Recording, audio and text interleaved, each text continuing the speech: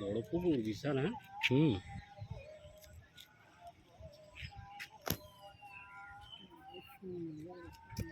অনেক দ্বীপও আছে মনে হচ্ছে পুকুরটা। আগের হিস্ট্রি ছিল পানি শুকোতো না, হয়তো মাছ ধরছে। এখনো পানি শুকিয়ে যায় নাকি?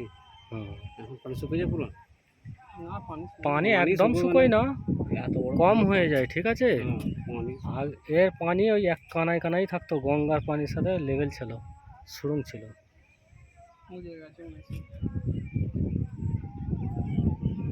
পাশ দিয়ে গঙ্গা আছে নাকি? আসমত ভালো